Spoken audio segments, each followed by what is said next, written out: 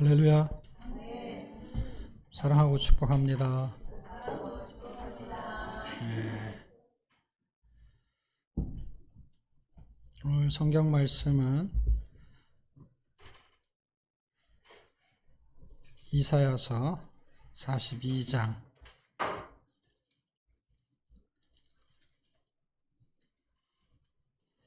5절에서 10절까지 보겠습니다.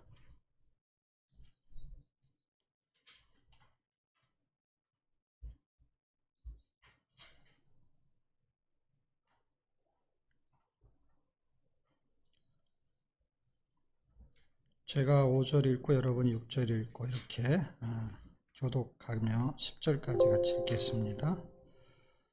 하늘을 창조하여 펴시고 땅과 그 소산을 베푸시며 땅 위의 백성에게 호흡을 주시며 땅에 행하는 자에게 신을 주시는 하나님 여호와께서 이같이 말씀하시되 나 여호와가 의로 너를 불렀은즉 내가 내 손을 잡아 너를 보호하며 너를 세워 백성의 언약과 이방의 빛이 되게 하리니 내가 소경의 눈을 밝히며 갇힌 자를 옥에서 이끌어내며 흑암에 처한 자를 간에서 나오게 하리라. 나는 여호와이니 이는 내 이름이라. 나는 내 영광을 다른 자에게 내 찬송을 우상에게 주지 아니하리라.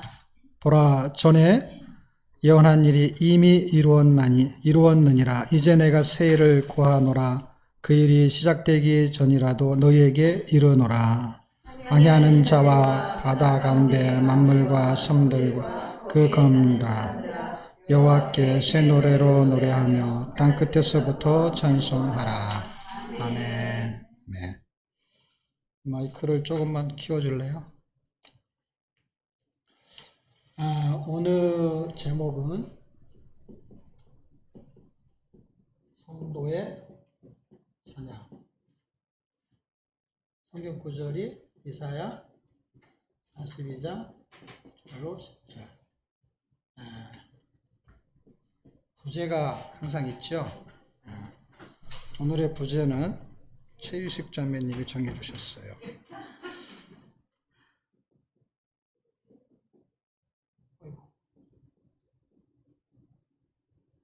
살 수 없이 이걸로 하기로 했습니다.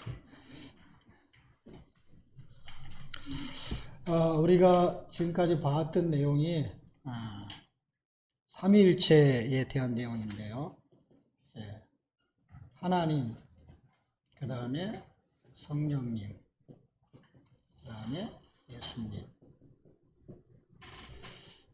하나님의 그 일하심을 통해서 구원이 발생하고, 그 다음에 성령님의 도우심을 통해서 회개가 일어나며, 그리고 예수님의 거하심을 통해서 이제 임마누엘, 구원의 삶을 살 수 있게 하는 거예요. 그런데 이 세 개를 다 합쳐가지고 성경은 새 일이라고 말합니다. 구약 당시에는 이것이 새 일이었어요. 새 일. 이 좀만 더 올려줄래요? 새 일이라고 했는데 그 새 일에 대한 내용을 통해서 성도가 해야 할 일이 무엇이냐 할 때 성도가 찬양하는 거고 그거를 새 노래라고 말합니다. 신구약 성경은 이거를 새 노래로 결론을 져서 끝을 내요. 그래서 요한계시록에는 새 노래로 끝나게 됩니다. 결국 구원이 발생하면 새 노래, 요 새 일을 통해서 나타나는 현상이 새 노래인 것이죠. 그래서 전체적인 그 줄거리를 우리가 살펴보면 참 좋은데, 자 어쨌든 본문의 내용에는 구조가 있죠. 그래서 이 주제에 맞는 구조를 잡아야 되니까 42장 5절에서 10절까지의 내용은 크게 세 개로 구분할 수가 있습니다. 그 세 개는 처음에는 구원자에 대한 이야기로 전개를 시켜요. 그게 5절에서 7절까지. 두 번째는 구원자가 하는 일이 뭐냐? 이게 새 일인데 그게 8절에서 9절. 세 번째 결론이 뭐냐? 그게 새 노래 10절. 이렇게 구조가 간단하게 있습니다.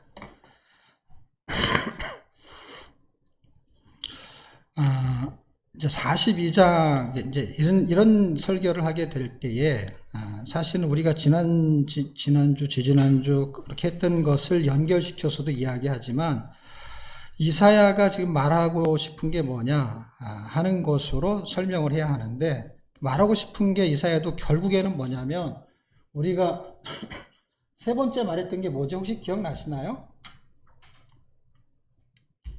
세 번째 결론이 뭐죠? 예수님의 거하심을 통해서, 그렇죠. 새 하늘, 새 땅이잖아요. 이게 이제 제목이라면 이제 부제인 것이죠. 그러니까 새 하늘과 새 땅이 요한계시록에서도 끝나고 예수님의 거하심으로 방향은 그렇게 될 거예요. 그런데 지금 이사야서도 지금 이렇게 끌고 가는, 이사야서 전체 책에도 서론과 본론과 결론이 있을 거 같잖아요. 요 본문에 서론, 본론, 결론이 있듯이. 그러니까 결국은 이스라엘 해방이에요. 그걸 구원이라는 단어 속에 드는 거예요. 포로, 그 다음에 해방, 구원, 자유, 이런 단어들이 이제 복합적으로 전개가 되지만 결론은 구원이야, 한 단어로 쓰면. 그러면 구원을 통하는 그 내용을 한 번도 경험해 보지 못했어요.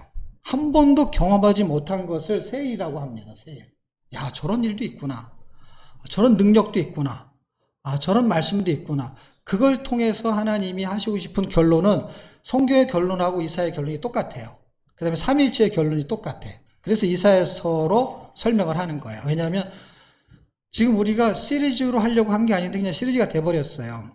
그래서 하나님, 그 다음에 성령님, 예수님이 하시는 일이 결국 구원인데, 구원을 통해서는 결국 노래가 터져나오게 하겠다는 거예요. 노래가. 구원을 통해 가지고 구원을 받은 사람이 구원을 받았는데 언제 10원을 얻나? 그래가지고 인생 살면서 너무 힘들어해요. 그게 아니라 구원을 통해서 인생살이가 완전히 여태까지 경험해보지 못한 것을 경험하는 거를 구원이라고 하는데, 그 구원을 세상의 경험한 기준으로 구원을 이해하기 때문에 세상은 구원 가지고 살 수가 없어요. 적어도 10원은 돼야 이게 화폐 단위가, 여러분 구원은 돈이 없잖아요. 은행 가도 구원 안 받아요. 그러니까 10원부터 받아요. 10원부터.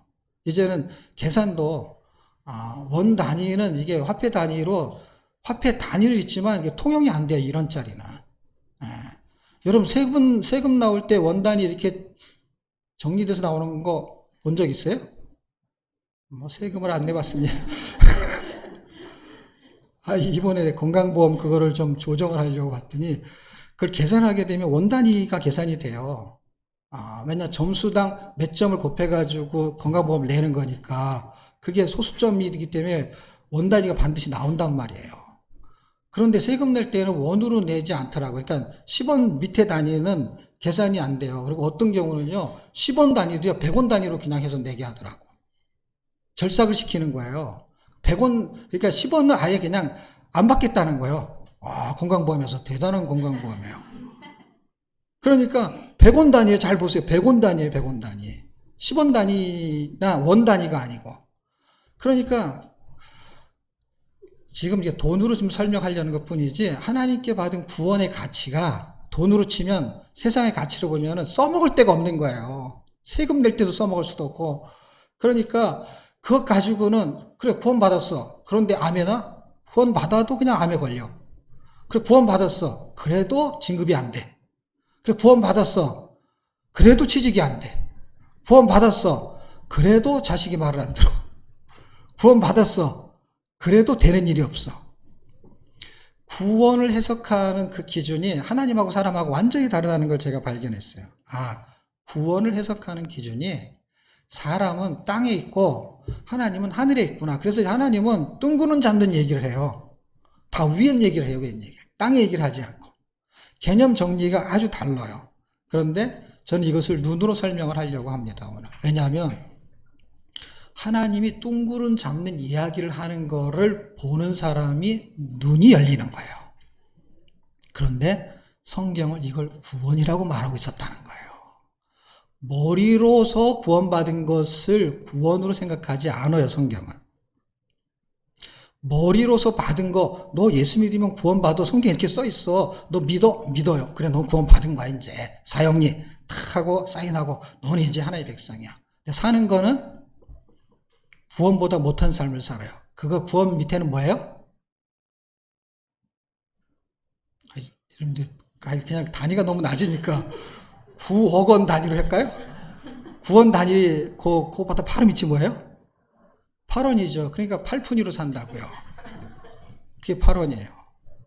그러니까 구원받은 사람이 구원받은 가치의 삶을 살아내지를 못하니까, 그러니까 뭐가 열리지 않는 거냐면, 구원은 받은 거는 머리로 알고 뭔가를 알겠어요. 어떤 경우에는 막 질병이 낫기도 해요. 그래도 질병이 낫는 것은 땅의 기준에 의해서 하나님의 신, 하나님의 영, 그게 생명이거든요. 그래서 옛날에는 신이라고 했는데 지금 개정성경은 아마 생명으로 번역이 됐을 거예요. 아니면 영으로 번역이 됐다든지. 근데 그걸 생명이에요. 근데 그 앞에는 뭐가 나오냐면 호흡이 나와요. 호흡, 그 다음에 영. 꼭 뭐하고 똑같냐면요. 창세기에서 사람을 만들 때 그 코에 생기를 불어넣어 하는 거하고 거의 똑같아요. 그러니까 구원은 지금 뭘로 보는 거냐면, 구원은 하나님의 영이 들어가서, 하나님의 신이 들어가서 생명을 얻게 하는 거예요. 그러니까 그것으로 사는 사람은 새로운 삶이고, 그냥 예전에 코로 숨 쉬면서 사는 사람은 그 느낌을 받을 수 없는데, 그거를 설명이 되게 곤란하니까 이 성경은 눈으로 설명하는 거예요. 눈으로. 그래서 저는 눈이 핵심이다 이렇게 봅니다. 눈이. 그래서 사도 바울한테도 눈에 대한 이야기를 하는 거야. 저는 굉장히 일리가 있다고 생각해요. 요한복음 9장, 사도행전 9장에 그 소경에 대한 설명이 굉장히 중요한 실제적인 사건이면서 그는 육체적으로 그걸 경험했고, 그리고 영적으로 그분을 봤어요, 진짜. 이건 정말 놀라운 비유이면서 실제 사건이야. 그러니까 우리는 이런 경험이 필요한 거. 어떤 경험? 우리는 지금 소경이 아닌데, 소경이 어때요? 언제부터? 날 때부터. 무슨 소경? 하나님을 절대로 볼 수 없는 소경. 그것을 비유로 설명하는 거. 어떻게 비유로? 하나님을 절대로 볼 수 없는 바리새인들로 비교하는 거야. 바리새인들은 지식이 있었어요. 근데 하나님을 볼 수가 없었어요. 뭘로? 영적인 눈으로 감겨져 있었어요. 지식으로 공부를 한 거예요. 예, 글자로. 꼭 뭐와 같으냐면, 한국 사람이 영어를 굉장히 잘하는데 말을 못해. 근데 글자로는 잘 알아. 글자로는 그냥 막 해석도 하고 막 번역도 하고 다 해. 근데 말을 하면 말을 못해. 그런 현상. 다시 말하면 하나님에 대해서 무지무지 잘하는데 하나님이 딱 나타나면 당신 누구예요? 이런 거하고 똑같아. 그래가지고 정말로 요한복음 5장에는 하나님에 대해서 그런 소경보다 바리새인들이 훨씬 더 많이 알았어요. 근데 그 소경이 눈을 뜨면서 그 하나님이 누군지를 그냥 한눈에 알아봤어요. 그런데 두 눈을 뜨고서 성경을 공부하고 그 육적인 소경인 사람한테 성경을 가르칠 수 있는 실력과 능력의 그 사람이 눈을 뜨고 있었는데, 그리고 성경도 잘하는데, 하나님에 대해서, 예수님에 대해서, 신학에 대해서 아주 박식한 그 사람들이 예수님이 진짜 나타나니까 당신 누구냐고. 그러니까 예수 믿고 세상에 사는 괴리감보다 더 큰 괴리감이 뭔지 아십니까? 그렇게 살다가 예수를 믿었어. 그러니까 예수를 모르고, 그냥 괴리감이 어떤 거냐면 예수를 모르고 살다가 예수를 믿었어. 예수를 믿었는데 오는 괴리감이 있어요. 그 괴리감이 뭐냐면 예수 믿기 전보다 더 커. 왜? 성경을 계속 알아가는데, 그래서 하나님이 누구라고 얘기해. 전지전능하시고 무소부지하시고, 그 다음에 나에게 이런 질병이 있었는데 그것도 고쳐주시고, 막 이런 기적이 일어나고, 그런 거 보기도 하고 경험도 하고 뭐 어마어마해. 그러면 그 전에는요, 그 전이라는 건 뭐예요? 성경에 있는 사건, 역사, 그 다음에 우리의 선배님들. 무슨 얘기냐면 훨씬 경험이 많은 사람들.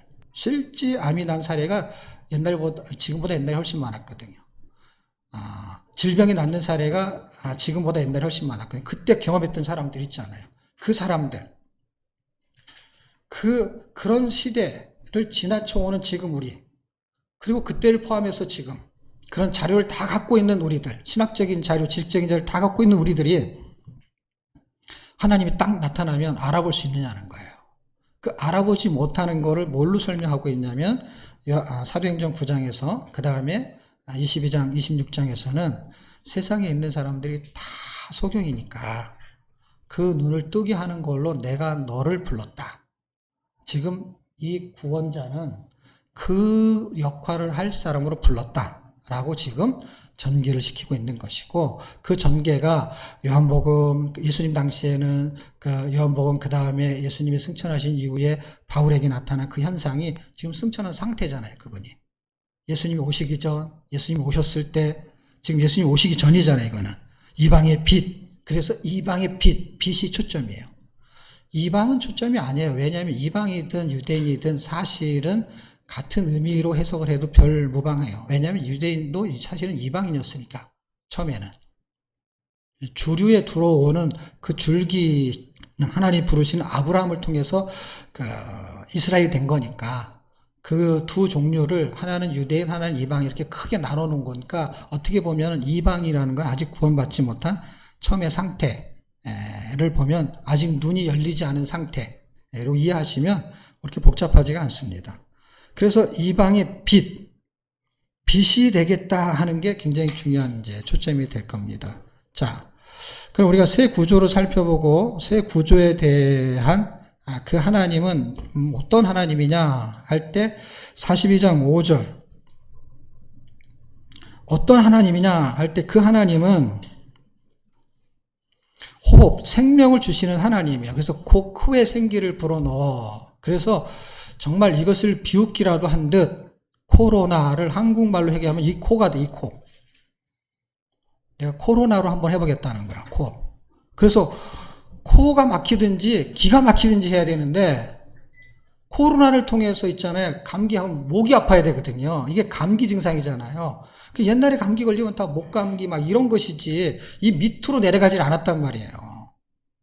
여기에서 나타나는 현상으로 열이 나거나 이럴 수는 있는데 이쪽 장기로 내려가지 않는단 말이에요. 근데 코로나로 해놓고서 어떻게 해요? 코가 아닌 거예요. 코로나 하면서 밑으로 내려가서 뭐가 나오냐면 폐로 가는 거예요. 코가 아니고 폐로 갔어요.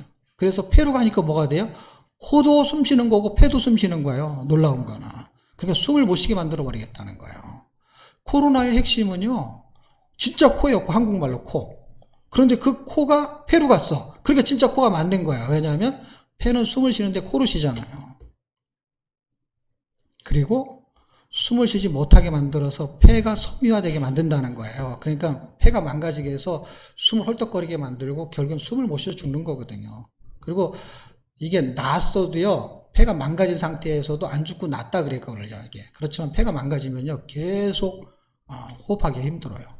그거는 회복이 불능이에요. 그러니까 코를 통해서 생기가 들어가가지고 회복을 했다는 건 어떤 거냐면 이미 죽은 생명, 이렇게 폐가 망가진 생명을 살려냈다. 이걸 숨쉬게 만들었다. 하는 거를 역설적으로 코로나가 결국 뭐예요? 호흡기 장애를 일으켜서 죽는 건데 사람이 죽을 때요. 의사들이 와서요. 딱 두 가지를 봐요. 눈을 까뒤집어. 그 다음에는요. 코에다 이렇게 손을 대요. 숨을 쉬는지 안 쉬는지, 아니 목에다 대든지. 그러니까 숨을 쉬지 않으면 죽는 건데 나는 눈을 왜 까드는지 모르겠어. 여러분 그 임종할 때 의사들 하는 거 한 번도 못 보셨어요? 저는 TV에서 봤어요. 네. 저는 그런 장면을 실제로 본 적은 딱 한 번 있어요. 임종할 때. 왜냐하면 이제 임종 직전에 이제 기도도 해주러 이렇게 갔는데 임종할 때 누가 오냐면요 의사가 와가지고요 임종하기를 하면 그 시간으로 그냥 되는 거예요. 그래서 그 시간으로 지금 딱 보고 자기가 확인하고 몇 시에 임종했습니다. 이 말을 하게 돼 있어. 꼭 경찰이 뭐 누구 잡아갈 때는 뭐 미란다 법칙 얘기하듯이 의사는 딱 이 얘기를 하게 돼 있어요. 그럼 그 시간으로 되는 거예요. 의사의 그 의무고 책무예요. 그런데 이 일반적으로 우리가 볼 수 있는 거는 TV에서 보는 거잖아요. 그럼 이상하게 이렇게 눈을 봐요. 눈으로도 확인하고 확인을 그러니까 한 가지로 하는 게 아닌 것이죠. 근데 결국 최종적인 건 뭐예요? 숨이 끊어지면 죽는 거예요. 근데 눈을 본다는 건 난 굉장히 의미심장하게 이해가 됐어요. 이 성경을 보면서. 왜 그러냐면, 눈이 맛이 같잖아요. 네, 그래서 이렇게 이상하게 눈을 보는 거예요. 몸을 보는 게 아니라, 몸에 무슨 아토피가 있어도 눈이 생기가 돌고 팽팽하면은요, 몸으로 보는 게 아니라, 쟤 눈매가 매서워. 뭐 이렇게 눈으로 다 사람을 평가해요. 눈으로. 옷으로 평가하는 건 자매들인지 모르겠지만 전체적인 거에서 그 사람을 최종적으로 평가할 수 있는 거는요. 눈이 옷 입은 거는 형편없는데 저 함부로 건드리면 안 되겠어. 눈이에요.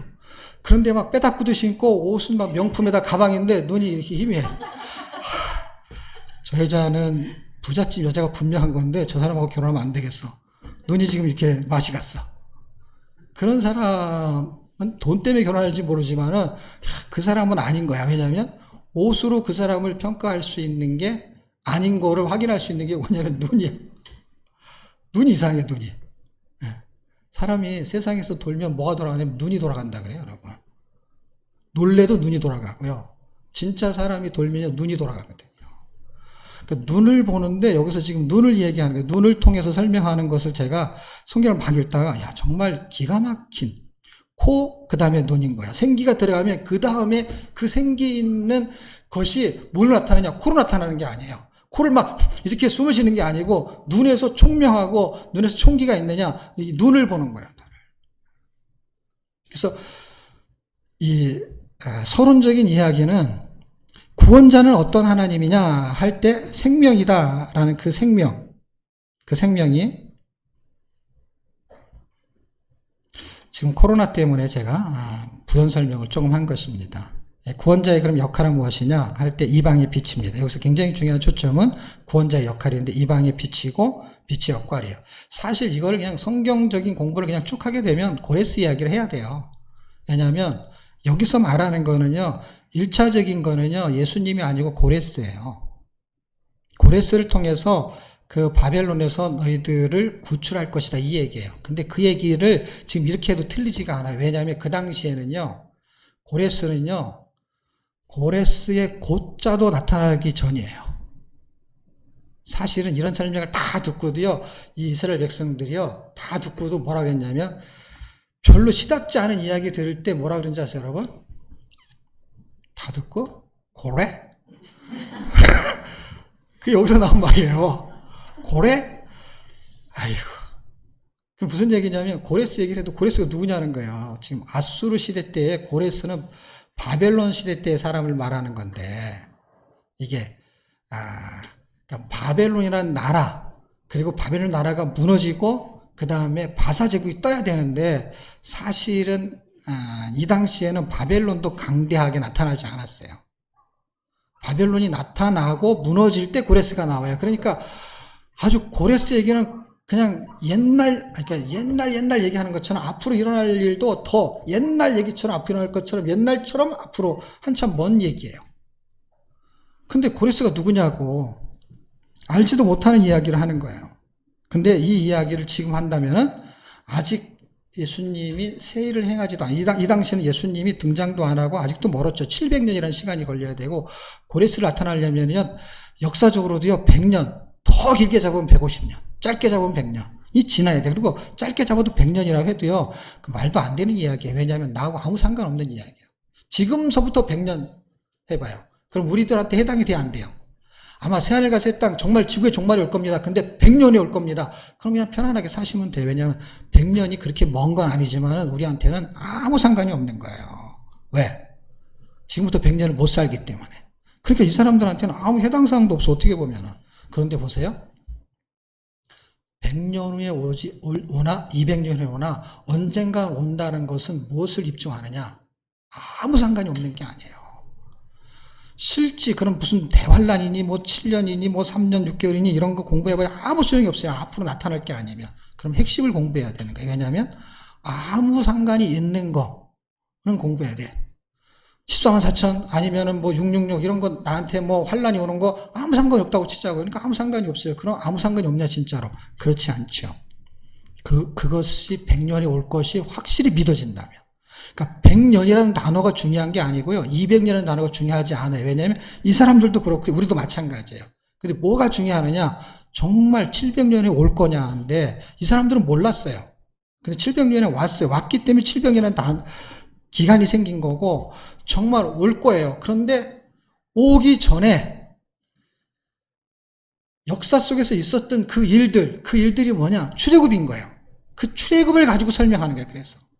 그리고 지금은 출바벨론을 가지고 설명하는 거예요. 점점 증거가 많아요. 그런 데이터를 가지고 설명하는 그들에게는 출애굽이 있고 우리에게는 출바벨론이 있어요. 데이터가 더 많아요. 그럼 데이터가 많은 게 중요하냐? 적은 게 중요하냐? 그것도 아니에요. 왜냐하면 데이터가 정확도가 있느냐가 더 중요해요. 그러면 100%의 정확도가 있다. 그럼 이건 확률 100%예요. 여러분, 로또가 확률이 몇 프로인지 아세요? 제가 몰라서 물어보는 거예요. 한 번도 안 사봐가지고 몰라요. 그런데 이런 얘기는 들은 적이 있어요. 로또의 당첨자 확률이 그걸 퍼센트는 모르겠어요. 왜냐면 얘기했는데 그걸 외워야 되잖아요, 숫자를. 퍼센트는 모르겠는데 이런 얘기는 들은 적이 있어요. 마른 하늘에 날벼락 맞는 거 있죠. 그런 일은 별로 없대요. 극히 드문 거예요. 왜냐면 비가 오고 천둥치고 할 때 번개가 치는 거지, 마른 하늘에 날벼락이라는 거는 평생 살다가 한두 번 나타날까 말까 할 정도로 없는 거예요. 근데 마른 하늘에 날벼락 맞는 것보다 더 어렵대요. 그러니까 당첨되기가 그렇게 쉬운 게 아니죠. 평생을 해도 당첨이 안 될 확률이 되게 높은 거예요. 그럼 거기다가 거는 사람들은 정말 대단하지 않습니까? 거기에 확률을 거는 사람. 그런데 100%의 확률에 안 거는 사람은 더 대단하지 않습니까? 그래서 저는 예수 믿는 사람이 대단하다고 생각합니다. 예수 안 믿는 사람은요, 확률이 거의 없는 거에 베팅을 해요. 놀라운 것은요, 확률이 거의 100%, 거의라는 건 뭐냐면 사람들이 오리털보다 거위털을 좋아하기 때문에 거의 100%예요. 거위털은 거의 100%래요. 거의하고 거의의 차이를 거의 다 알아드셨죠? 확률 100%인데 거기에 베팅을 안 해요. 너무 놀라워요. 그리고 좀 지혜로운 사람은 거기다 베팅을 해요. 얼만큼? 확률 0%에 가까운 거에는 90%를 베팅하고 교회는 10%만 베팅을 해요. 교회라는 거는 100%인 확률의 총체적인 집단을 말하는 거예요. 그래서 심지어는 어떤 권사님은 너무 교회에 빠지면 안 된다. 너무 거기다 베팅을 하면 안 된다. 너무 그렇게 바보처럼 살면 안 돼. 세상에서 살 거 다 살면서 해야 돼. 그거는 기준이거든요. 왜냐하면 그거에 대한 가치에 따라서 돈을 쓰고 시간을 쓰는 거기 때문에 그건 분명한 거예요. 성경을 읽는 거에 가치 부여가 되는 사람 읽는 거예요. 시간이 없다. 천만의 말씀. 시간이 없는데 잠을 왜 자요? 잠을 자는 게 아까운 사람은 잠을 안 자요. 정말이에요. 잠을 4시간, 3시간 자면서 공부하는 사람이 있고요. 그렇게 하면서요, 일하는 사람이 있어요. 돈 버는 사람이 있어요. 잠을 왜 안 자냐고요? 그 사람은 가치 부여가 잠자는 것보다 더 큰 게 있기 때문에요. 잠을 줄여서라도 읽어야죠. 기도를 하는 사람은 왜 밤을 새서 기도를 합니까? 가치의 부여를 거기다 두는 거예요. 그럼 그게 맞고 이게 틀리냐? 그런 게 아니라 가치의 부여가 로또면 로또에다 하는 거예요. 그게 나중에 결론이 나가지고 어떤 게 옳았냐 그렇냐는 그때 가서 해석하면 되고, 그 사람들은 바보다 이런 설명하려는 게 아니라 그 사람보다 더 바보가 우리라는 걸 모른다는 바보들의 얘기가 지금 우리들의 얘기예요. 그런데 그 말을 또 못 알아듣는 바보도 있어요. 그건 더 바보예요. 누가 진짜 바본지를 모르는 바보가 바보라고, 누가 바본지 아는 바보는 바보가 아니라고. 그래서 세상 사람들은 그걸 알고 투자를 하는 거예요. 안 될 줄 알고. 그러다 될지도 모른다라는 게, 될지도. 안 될지 알고 하는데 될지도 모른다는 거 베팅을 하는 거예요. 우리는 된다고 확실히 믿어요. 세안을 가서 했다. 그런데 안 될지 모르는 것처럼 로또만큼도 못하게 투자를 안 해요. 투자라는 말이 좀 이상하지만 거기에 인생을 안 건다 이 말이에요. 그러니까 진짜 누가 봐. 난 교회 와서 이런 설교하고 그러면 막 열이 막 날 때가 있는데, 그게 뭐냐면 진짜 똑똑한데 바보짓을 하고 있어. 그러니까 예수님이 그 유대인을 만났을 때, 어떤 유대인, 성경을 박식한 유대인을 만났을 때 참 얼마나 답답하겠어요.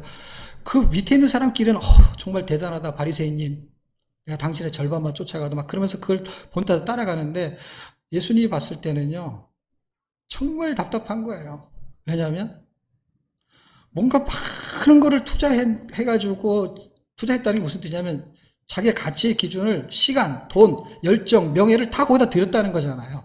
들였는데 결국 너희가 성경에서 영생을 얻을 줄 알고 성경을 상고하고요, 가장 중요하게 영생을 알았단 말이에요.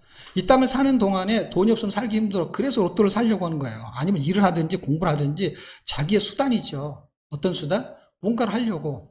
정말 공부가 좋아서 하냐? 아닌 사람 많잖아요. 그럼 왜 공부를 하냐? 좋아서 하는 사람 별로 없다는 얘기 뭐예요? 목적이 다른 데 있는 거예요. 좋지 않은데 왜 하냐? 좋은 것을 얻기 위한 뭐가 있는 것이죠.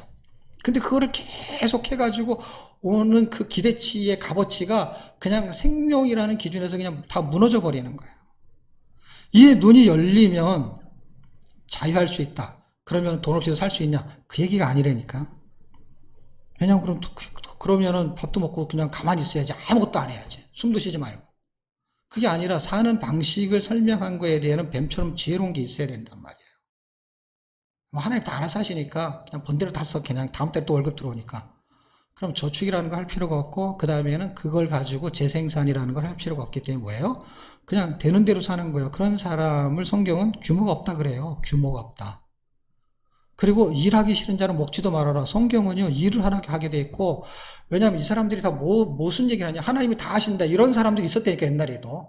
언제? 초대교회 당시에 데살로니가 교회 교인들은 다 그랬단 말이에요. 다 하나님이 알아서 하신다는 거예요. 그러니까 학교 갈 필요도 없고, 공부할 필요도 없고, 그냥 교회 와서 찬양하고 기도만 하면 된다는 거예요. 그리고 직장에서 일할 필요 없다는 거예요. 그러면은, 그게 맞는 거면 성경이 하나님 바울을 통해 가지고 일하기 싫으면 먹지도 말아라. 일하기 싫으면 그냥 죽어버려라. 그 말이잖아요. 뭐하러 사냐 이거예요. 하나님 다 하신다면. 그렇지 않다는 거예요. 그래서 우리는 잘못된 왜곡된 성경의 지식을 가지면은 거기에 막 신령하다고 생각해도 혹 빠져버리는데 지혜롭지가 못한 거예요. 그리고 지혜롭지 못하다는 건 뭐예요? 성경에서 말하는 진리를 분별하지 못한다는 거예요. 그러니까 지혜가 있어야 되고 그 다음에 순결도 있어야 된다. 그러면 이방인의 빛의 역할을 하는데 그 빛의 역할을 하는 거에 가장 중요한 것이 이제 6절이죠. 5절은 이제 서론적으로 설명을 했고 본론에 들어와서 구원자의 역할은 갇힌 자예요. 그 다음에 흑암에 있는 백성들을 구원하는 거예요. 그런데 소경의 눈을 밝히며, 그래서 제가 여기서 중요한 단어 3개를 말할게요. 근데 사실 중요한 단어 하나예요. 저는 눈이라고 생각해요. 눈. 소경의 눈을 밝히며, 그럼 소경 아닌 사람들하고 아무 상관이 없잖아요. 소경인 사람이 많아요? 소경 아닌 사람이 많아요? 소경 아닌 사람이 많죠. 그러면 소경한테만 하는 얘기네, 이게. 그게 아닌 의미적인 부호가 있단 말이에요. 다시 말하면 고레스한테 하는 얘기였지만 고레스가 아닌 거예요. 예수님에 대한 이야기예요.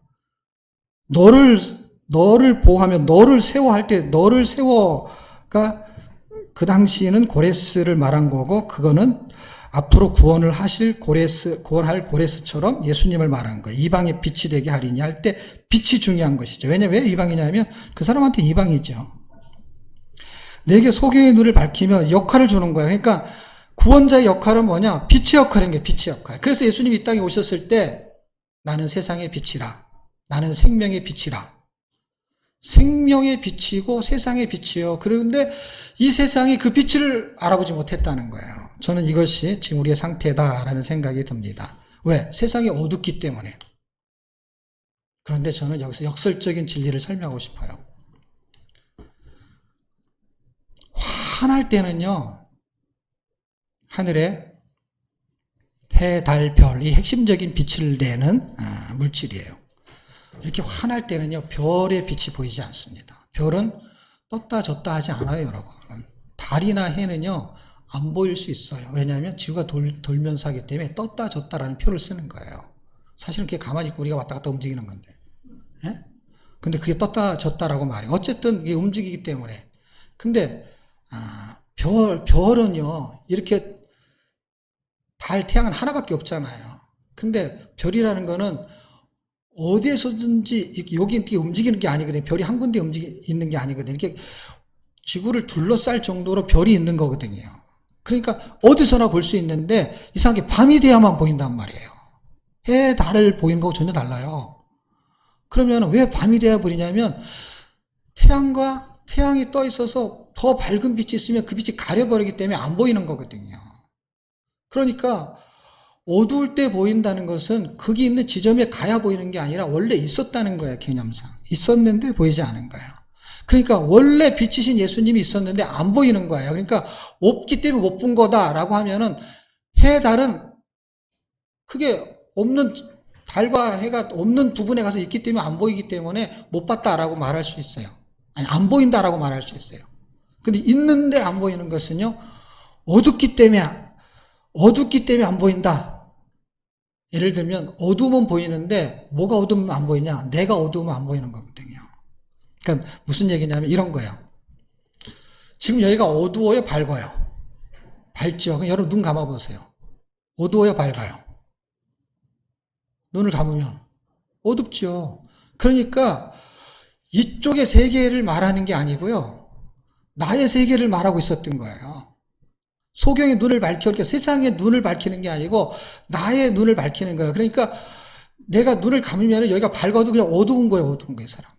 지금 그 얘기예요. 소경의 눈을 밝히면은 지금 어두운 사람들 말이에요. 이걸 그대로 갖고 와서 요한복음 1장에는 사람들이 내가 빛으로 왔는데 이 사람들이 나를 알아보지 못했다 할 때 뭐라고 하냐면 그들이 어둡기 때문에. 어두우면 빛을 볼 수가 없는 거예요. 그러면은 내가 눈을 떴는데 안 보이는 거 뭡니까? 그거는요, 세상이 어둡다라고 말하기 때문에, 세상이 깜깜하기 때문에. 눈을 떴는데 여기가 불을 끄잖아요. 그럼 어둡잖아요. 그럼 안 보이잖아요. 그런데 지금 눈을 감고 있구나, 눈을 뜨고 있구나 다 어두운 상태인 거예요. 왜냐하면 세상은 어둡다라고 말하거든요. 중세시대는 불을 안 켰나요? 아니잖아요. 그 시대의 어떤 상태를 어두운 상태를 중세시대라고 하잖아요. 그래서 흑암의 상태. 그래서 흑암이 나오는 거예요. 여기 흑암이 나오잖아요. 내게 소경의 눈을 밝히며 갇힌 자 여기서 이끌어내미 흑암. 그래서 소경, 흑암이 같은 의미고요. 그거를 상태를 말하는 거예요. 어떤 거? 갇혀있는 상태. 눈과 흑암은 같은 의미고 그 다음에 갇혀있는 거예요. 지금 우리가 이게 환히 밝아요. 이 세상이. 그런데 밝은 세상인데도 뭐라 그러냐면 이 세상이 어두워. 정치도 어둡고 경제도 어둡고 그걸 어둡다는 표현을 해요. 의미 부여죠.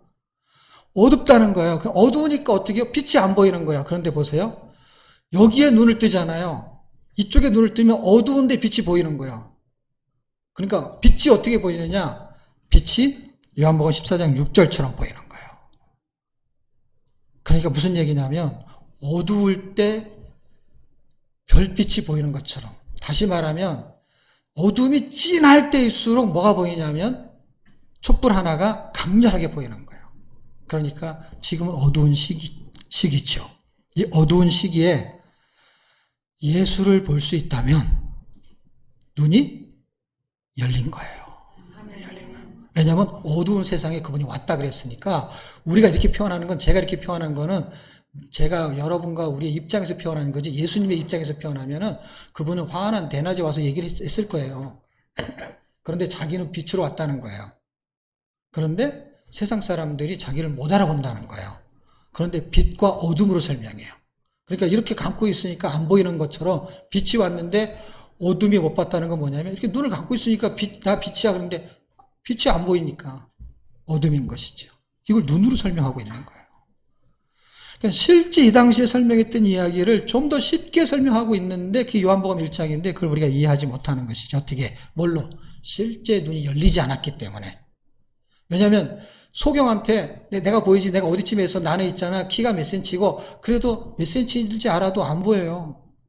그러니까 우리는 이렇게 소경이 뭘 한 거냐면 계속 공부를 한 거예요. 공부를 해갖고 예수님은 몇 살, 그 다음에 머리가 몇 센치, 뭐 이런 걸 공부하는 거예요. 예루살렘, 그리고 왔다 갔다 몇 년, 3년, 이런 걸 공부를 해가지고 예수님이 기적, 이런 걸 공부한 거예요. 근데 눈을 감고 있어요. 기적. 다 외워. 무슨 기적? 다 알아. 근데 계속 설명을 해야 돼. 눈을 뜨고 있지 않으니까 그걸 그대로 누구한테 얘기하냐면 또 장님한테 또 얘기하는 거야. 예수님은 기적, 이렇게 하면서 계속 얘기하는 거야. 눈을 감고서 그걸 계속해서 얘기하는 게 기적이에요, 여러분. 놀라운 기적이에요. 그걸 잊어버리지 않고 또 그 사람한테, 다른 사람한테. 그게 현대 그리스도인의 제자 훈련이에요. 저는 새로운 시대의 새 일, 우리한테 준 새 일은요, 저는 이제는 그런 시대는 지났다고 보는 사람이에요. 그래서 성경에 연대, 인명, 지명, 사전, 그런 거 배울 필요가 없다, 이런 얘기가 아니라 그냥 더 배워도 소용없다라는 걸 제가 딱 알아버렸어요.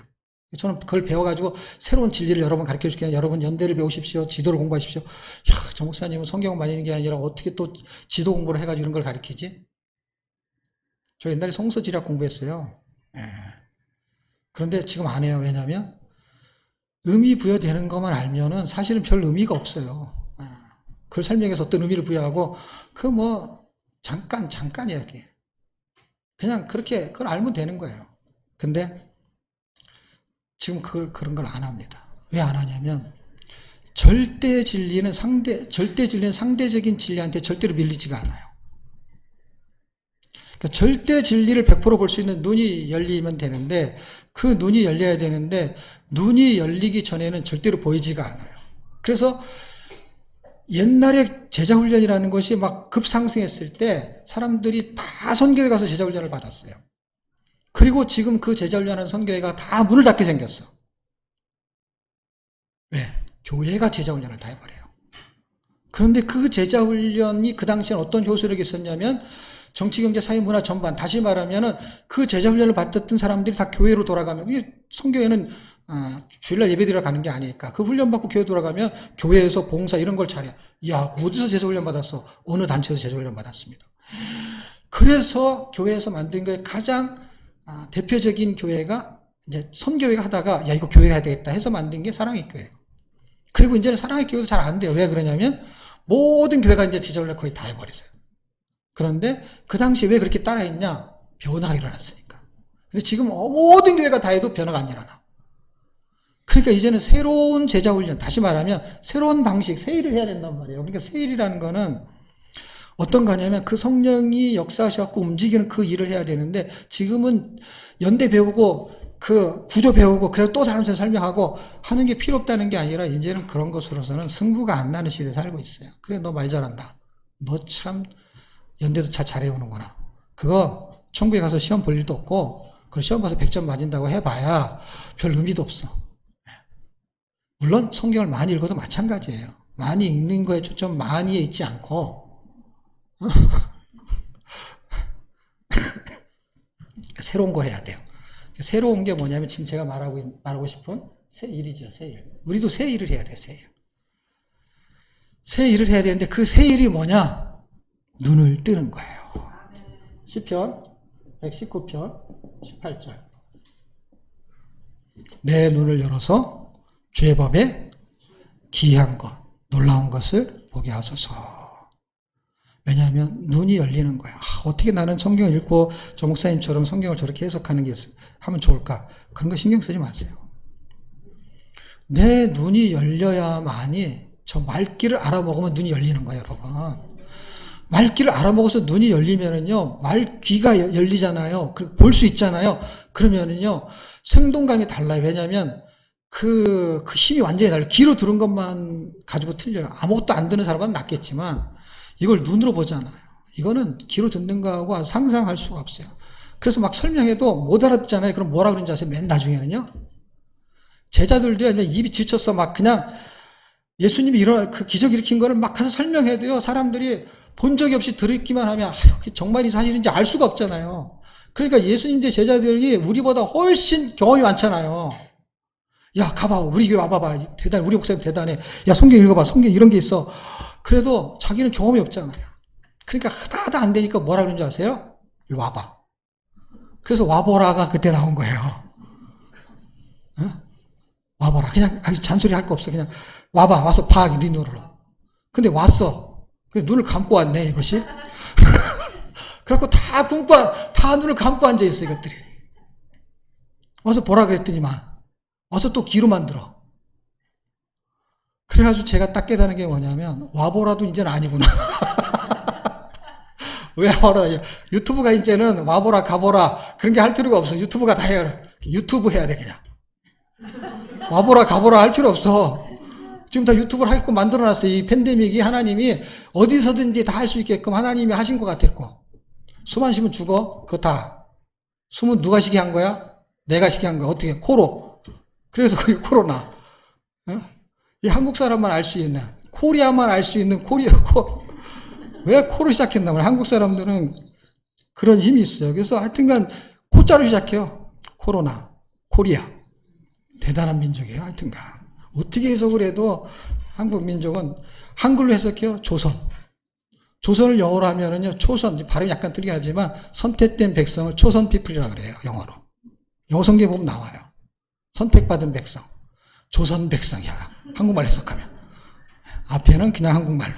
발음대로. 뒤에는 피플은 해석하면.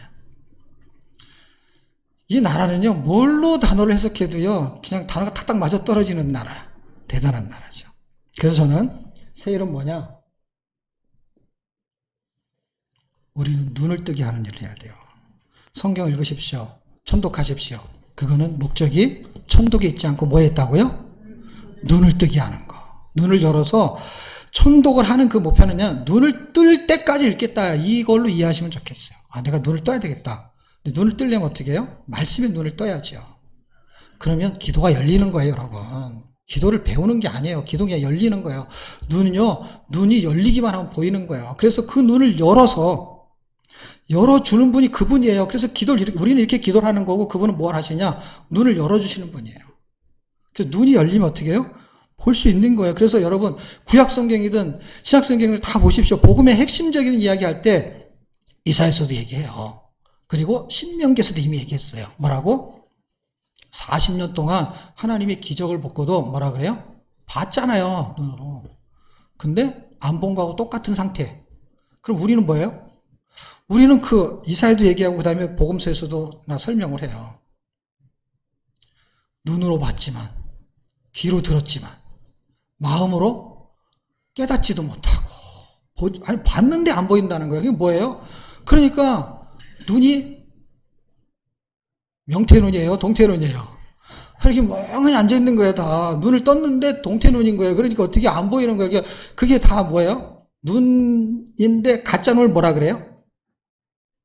이게 눈이 없는데 눈 안이 빠졌어. 그래서 이게 눈이 없으니까 무서우니까 뭐를 의안을 해놓잖아요. 그걸 가짜 눈을 뭐라 그래요? 이게 동태눈이라고 그게. 생동감이 없잖아요, 눈이.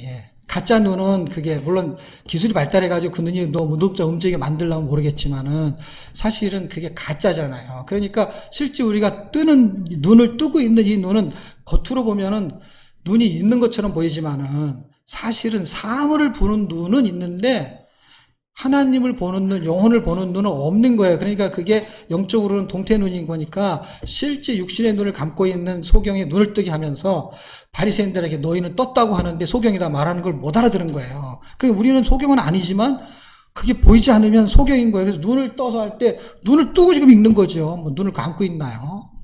눈을 뜨고 있는데 안 보이는 거예요. 뭐가?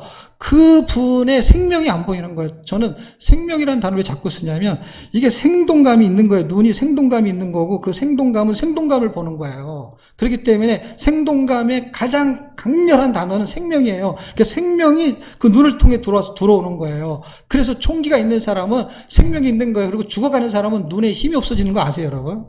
그래서 눈을 보는 거예요. 나 또 살아있네. 할 때 뭘 보는 거예요?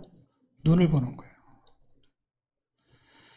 결국 가정에서 눈을 뜨게 하는 자, 빛의 역할을 하는 자. 그래서 눈을 뜨는 건 결국 무슨 역할이에요?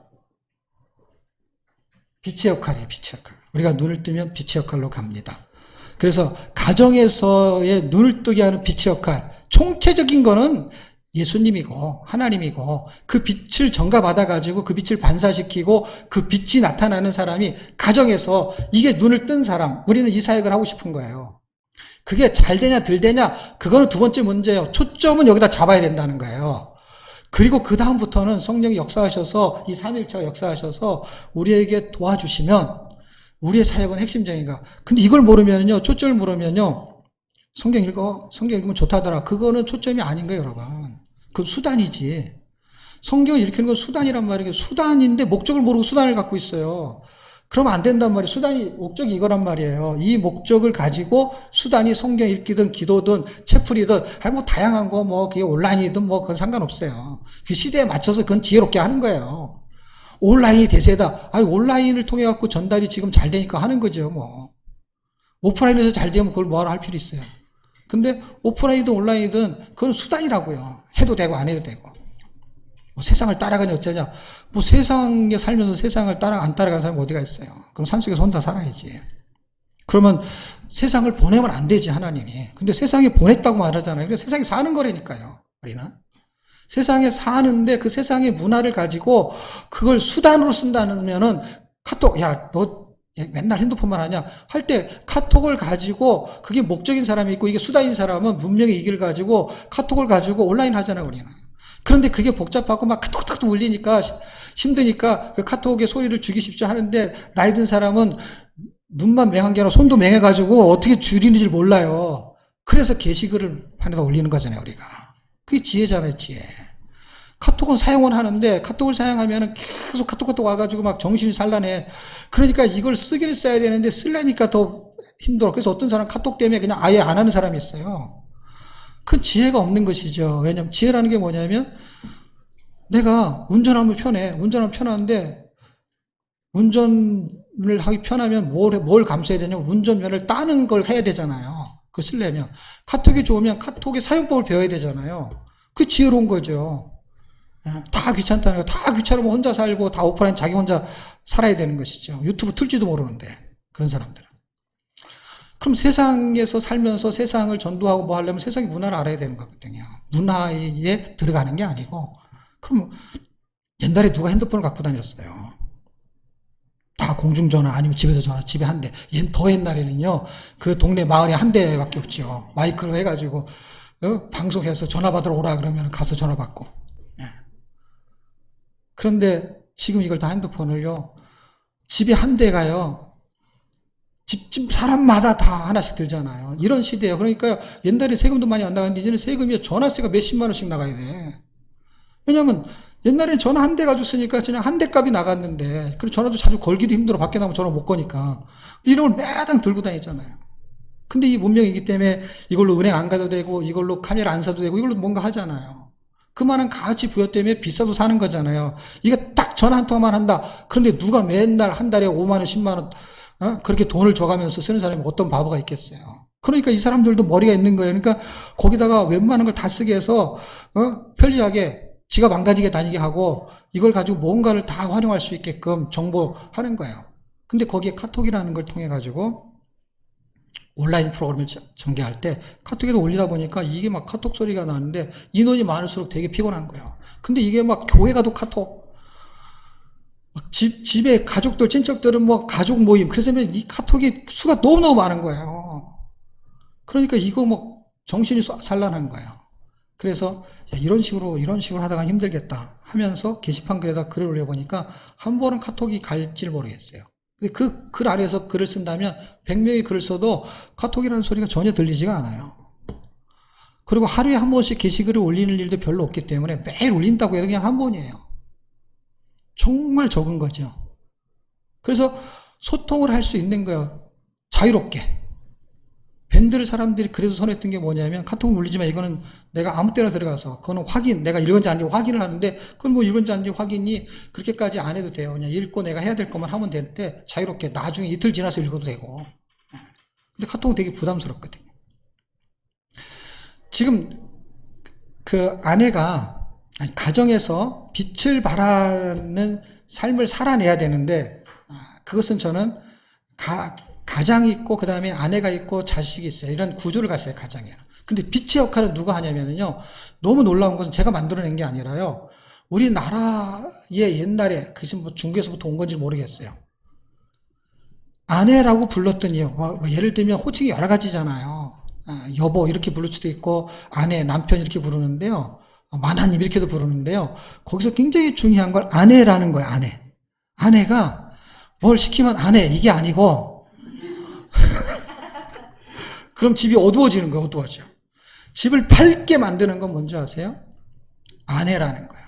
집 한자에 해자를 말하는 거예요. 그래서 원래 안해래요, 안해. 발음이 아니라 글자가 안해. 그러니까 정말 뭐가 시키면 안해. 이런 단어하고 비슷해. 그런데 집에 해라는 거야, 태양이라는 거야, 집에 태양. 누가? 아내가. 그래서 지금 표기는 아내로 되어 있지만 그게 집에서 빛을 발하는 게 아내라는 거예요. 그러니까 가정에서 눈을 뜬, 그리스도인으로서 눈을 뜬 사람이 집에서 무슨 역할을 하냐? 빛을 발하는 역할을 하는 거예요. 근데도 인간이 어둡기 때문에 아내의 그 빛을 못 보는 거죠. 아내는 빛을 발하고 있는데, 예수님 빛이잖아요. 빛이 오셨는데 못 보는 거랑 똑같은 거죠. 왜냐면 그 작은 빛이 가정에 들어왔어요. 근데 그냥 어두운 거야, 사람들이. 그러니까 결국에 뭐예요? 빛의 역할을 하면서 어둠을 뜨게 하는 거는 결국 뭐예요? 빛의 역할이죠. 이방의 빛이죠. 그러니까 내 눈을 열어서 주의 법에 귀한 것을 보는데 어쨌든 역할은 가정에서는 아내예요. 교회에서는 핵심은 목사, 성도 이런 게 아니고요. 교회에서는요. 예수 구원이에요. 왜냐하면 거기에서 은혜를 받아요. 목사한테 은혜를 받는 거는요. 받을 수도 있고 못 받을 수도 있어요. 그리고 그 은혜를 끼치는 거는요. 극히 일부분에 불과합니다. 그런데 그렇기 때문에 교회에서는 목사가 빛의 역할을 한다. 그렇지 않아요. 성도도 얼마든지 할 수 있어요. 그런 빛의 역할을 하는 성도 하나 보면요. 그 교회가 그냥 살아나. 그렇기 때문에 그건 목사나 성도 어떤 특정한 인물이 아니고요. 빛을 받는 기준, 교회의 머리가 그리스도잖아요. 그렇기 때문에 예수 그리스도, 죄에 대해 은혜의 빛을 받아야 돼요. 그러니까 교회 와서는 은혜를 받아야 되는 거예요. 은혜의 빛을 바라는 거예요. 그럼 가정에서 엄마가 하는 빛은 뭐예요? 그거는 헌신의 빛이죠. 밥하고 빨래하잖아. 그런 역할에 있어. 남편이 돈 벌어오죠. 그럼 지가 밥 해먹으려면 얼마나 힘든데. 아내가 빛의 역할을 하는 게 있지. 어떤 거예요? 남편의 길을 살려주고, 자녀의 길을 살려주는 것이죠. 그래서 집에 오면은 집에 들어오고 싶어 하는 거죠. 남편이. 왜냐하면 아내가 나의 길을 살려주니까. 밖에 나가면 형편없는 존재에 불과한데 집에 오면 그래도 존재감을 갖는 거예요. 죽고 싶은데 집에 가면 살고 싶은 거예요. 네. 여러분 나를 밝혀주는 사람이 있는 것이죠. 거기 가면 다가 빛을 발하는 거예요. 밖에 나오면은요 어두운데 헌신의 빛이고요. 교회는 은혜의 빛이죠. 그 헌신의 빛은 사실은 남편도 하는 거죠. 돈을 벌어온 것도 헌신이고 자녀가 거기 그 빛 속에서 어떻게 해요? 밝게 자라는 것이죠. 그런데 아내라는 이름은 그런 뜻이 있다라는 거예요. 남편에게 있는 게 아니라 결국 안에 있는 것이고 유대인 그쪽의 전승이나 이런 걸 살펴보면은요 다 교육이나 핵심은 다 누가 하냐? 아버지가 하는 게 아니라 아내, 엄마가 하는 걸로 되어 있습니다. 엄마의 영향이 지극히 극대하다는 거예요. 그러니까 아내가 맞는 것 같아요. 그리고 마지막 나라는요 분노, 정의의 분노가 일어나는 저는 아모스의 이야기를 하고 싶습니다. 아모스는 그 민족에 대한 분노, 나라에 대한 분노죠. 그래서 아모스의 그 정의로운 선지자들이 의로운 분노를 일으켰죠. 그 분노가 나라별로 일어나니까 어떻게, 나라에 일어나니까 어떻게 해요? 미국에서 코로나 팬데믹으로 인해 가지고 집에 갇혀 있어요. 여기 지금 갇혀 있다라는 게 뭐예요? 이게 갇혀 있는 건데 실제 갇혀 있는 현상이 나타났어요. 그래갖고 우리가 지금 미국에 가서 갔다가 들어오는 상태에 들어오고 나서는요 곧바로 뭐가 선회되냐면 가택연금을 다 당했어요. 캘리포니아가 가장 먼저 했던 것 같아요. 저희가 갔던 데가 캘리포니아 주 산호세가 그쪽 지역이니까 그쪽 지역 사람들은 집 밖을 못 나갔어요. 그래서 지난번에 한번 통화를 했더니 지금 몇 달째 집을 못 나갔대. 너 힘들어 죽겠다는 거예요. 왜? 애들도 집에 있고 자기들도 집에 있고 회사도 그냥 다 온라인으로 그냥 다 재택근무하고 애들도 집에서 온라인 공부하고 그러니까 하루 종일 집에 있는 거야. 우리 같이 이렇게 밖에 바람 쐬러 못 나가요. 미국은 잡히면은요 벌금 내야 돼요. 예락이가 오기 전에 그 마스크 쓰고 그다음에 이렇게 떨어져. 그 당시에는 이렇게 가택연금, 가택에 이제 집에 있어라 이런 명령이 나오기 전에는 다니긴 했는데 떨어져서 다녀야 되는 거예요. 왜냐면 거리 간격을 두면서 마스크 쓰고. 그런데요, 두 사람이 잡혔어요. 왜 잡혔냐면 둘이 연인인데 어떻게 떨어져서 가? 저쪽 한 놈 저쪽에서 이렇게 갈 수가 없잖아요. 보통 손잡고 하는데. 그런데 떨어져서 안 갔다고 둘이 한 사람씩 200불, 200불씩 벌금을 먹었어요. 그 2m씩 떨어져 가면서 어떻게 무슨 교제를 하겠어. 그렇게 심각한 상황에 집에 갇혀 있는 상태가 되니까 막 총을 들고 나와가지고 사람들이 뭐라 그랬냐면요. 집에서 지금 빨리 해방시켜달라는 거예요. 이 봉쇄 조치를 빨리 내려달라는 거예요. 부분적으로 풀고 있는 상태에 뭐까지 터졌냐면은 그 가난에 갇힌 자, 그 다음에 뭐예요? 신분에 갇힌 자에 대한 거를 돕기 위해서 이들이 아모스의 분노처럼 그들이 분노가 폭동으로 일어나게 됐죠. 그리고 공포를 이겨버렸어요, 분노가. 팬데믹의 공포를요, 뭘로 이겨버렸냐면요, 그 어둠에 갇힌 자를 그에게 그것을 해방시켜야 된다. 흑인들만 그렇게 하면 안 된다 하는 것이 그들이 갇혀있는 게 어디에 어둠에 갇혀있어요. 그게 참 이상해요. 얼굴이 까마면서도 그게 뭔가 갇혀있는 느낌. 어둡고 갇혀있어. 거기에 사람들이 일어났어요. 거기 일어나는 건 흑인들만 일어나는 게 아니라 백인들도 일어나죠. 그러니까 이거는요, 나라에 나타난 현상이죠. 아모스의 의로운 분노가요, 코로나 팬데믹으로 인한 집에 갇힌 자, 그 다음에 억압에 갇힌 자, 신분에 갇힌 자를 위한 분노가 공포를 이겨버렸어요. 어떤 공포? 옆에 다닥다닥 붙으면은요, 그 사람이 코로나에 걸린지 안 걸린지 어떻게 알아요? 검사 받고 왔어? 그런 거 안 물어봐요. 그런데 그 공포를 이겨버렸어요. 여러분, 이 공포를 이길 수 있는 게 뭡니까? 의로운 분노도 그걸 이겨버렸어요. 공포가 없다는 게 아니라 공포는 여전히 있지요. 근데 그걸 어떻게 집 밖을 나가냐고. 어떻게 처음 보는 사람 옆에 붙어 있냐고. 가족은 이미 그 가족이기 때문에 걸려도 어쩔 수 없을지는 모르지만 그래도 가족은 같이 그들이 사는 그 경로를 이해하고 알기 때문에 가족은 안 걸린 상태에서 같이 모여서 밥을 먹고 여행도 가고 가족은 가족끼리 다니잖아요. 근데 이런 팬데믹 상황에서 아직도 이게 잠잠해지거나 백신이 있거나 치료제가 없는 상태에서 걸리면 치사율이 나이 든 사람들은 굉장히 높은데 70대 노인이 돌아다니잖아요. 세상이 어둡기 때문에 빛을 볼 수 없는 것이 아니다. 그럴수록 빛은 더욱 분명한 초점을 갖고 있다. 그걸 어떻게 설명할 수 있느냐? 고린도전서 10장 4절로 설명할 수가 있습니다. 고린도전서는 광야 시대의 이야기, 1500년 전의 사건을 글로 쓰고 있는 거예요. 1500년 전에 그들은 광야에 살았다는 거예요. 광야는요, 지금은 광야 같은 세상이라고 말합니다. 광야는 풀 한 폭이 없다. 다시 말하면요, 광야는 세상밖에 안 보이는 거예요. 먹고 살 것밖에 안 보이는 거예요. 밤낮 먹고 살 거 만나러 다니고 그랬던 것이죠. 그런데 고린도전서 10장 4절에는요, 그 광야에서 그리스도가 있었다라는 거예요. 그러니까 그 어두운 광야에서요, 광야 같은 세상에서 그때나 지금이나 그리스도를 볼 수 있는 사람은 어둠 속에 촛불이 강렬하게 하는 초점을 보기 때문에 그는 헷갈리지 않는 거예요. 어두울수록 그들은 정확한 거예요. 어떻게 해요? 분명한 초점이 희미하지 않고 더 정확하니까. 어두울수록 빛은 정확한 위치를 발해주니까. 두리뭉실하지가 않죠. 왜? 정확한 초점을 밝혀주죠. 그래서 내가 곧 길이요 진리요 생명이니 그분이 초점인 것이죠. 그래서 길이 있는 거예요. 어떤 게? 그 빛을 보고 따라가면 되는 거예요. 어두운데 어떻게 길을 알 수 있어요? 어두운데 어디에 함정이 있고 어디에 뭐가 있는지 어떻게 알 수 있어요? 그래서 우리는 바로 밑에다가 핸드폰을 켜가지고 바로 밑을 보면서 가죠. 우리들은요. 예.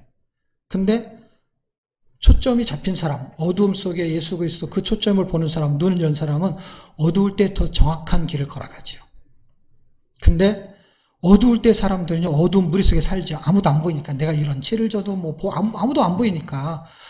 여기 하나도 안 보이죠. 예. 다 죄인이기 때문에 다 부끄럽지가 않죠. 다. 그런데 그 속에서 누구를 따라갈까? 따라갈 사람 아무도 없죠. 근데 정확하게 따라갈 사람이 나침판이 보이듯이 정확하게 보입니다. 그래서 지금이 더 예수를 보기 쉬운 시대예요. 예수의 능력이 나타나는 것은 없어요. 어둡기 때문에. 그런데 정확하게 진리를 알면, 눈이 열리면 그거는 보이게 돼 있어요, 빛을. 근데 이걸 보지 못하는 사람은 여기 가서 기도하고 저기 가서 안수 받고 저기 가서 소리 듣고 막 왔다 갔다 하는, 여기저기 왔다 갔다 자기 길을 찾지를 못하는 것이죠. 별 사람이 다 나타나는 것이죠. 시대가 말세로 갈수록 이단이 많이 득세하고 재림 예수라고 하는 사람들이 많이 나타나는 걸 아십니까? 그렇기 때문에 거기에 속는 거예요. 그래서 그 빛을 보는 사람은 적어요. 그래서 저희의 다수와 소수라는 단어를 쓰고 그것을 실제 그 당시에 인구수를 비례해서 저희의 소수는 몇 명이었냐? 2명밖에 없었어요. 그만큼 적다 이거예요. 어둡기 때문에. 어두움에 눈을 떠야 되는 거예요. 그러면 그 빛이 보이는 거예요. 세상은 여전히 어둡지만 그 빛은 정확하게 보입니다. 그럼 어떻게 그분이 새 일을 행하시느냐 하는 이야기가 이제 서론의 이야기를 마치고 본론의 이야기는 다 할 수가 없을 것 같아서 그냥 요점 정리만. 42장 8절로 9절은 새 일을 행하세요, 그분이. 그리고 미리 예언한 것은 뭐냐? 아수르의 침략을 예언한 거예요. 그러니까 아수르의 침략은 뭐냐면 아수르의 사건이, 여기서 침략 사건이 있거든요. 어떤 거? 36장, 37장, 38장, 39장이 아수르의 침략이에요. 여러분 혹시 얼마죠? 18만 5천이 송장된 사건 아세요? 그게 36, 37, 38, 39장이에요. 그게 자기가 예언한 게 이루어졌다는 거예요. 그리고 새 일은 뭐예요? 그게 옛 일이에요. 그리고 새 일은 뭐냐? 포로에서 해방되고 온 인류도 포로에서 해방될 새로운 일을 시작하시는 그 하나님. 그래서 그 내용을 여기는 아수르가 그 당시의 배경, 역사적 배경이니까. 그런데 이거를 더 넓은 지금의 위치에서 역사적 배경을 설명하면 옛 일은 출애굽이에요. 구원이에요. 이사야 43장 2절을 제가 읽어드리겠습니다.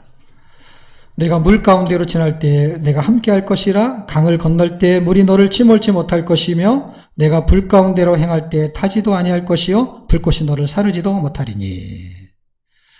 새 일을 행하는 거에 크게 두 가지의 핵심 단어가 나오는데 하나는 물이고 하나는 불이에요. 그래서 물은 출애굽, 홍해를 설명하는 구원이에요. 그리고 불은 다니엘 3장 15절에 출바벨론을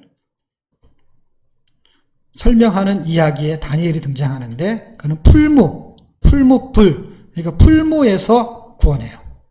그러면 그게 바벨론이 지금이거든요. 그러니까 우리는 불 속에서 구원받는 거예요.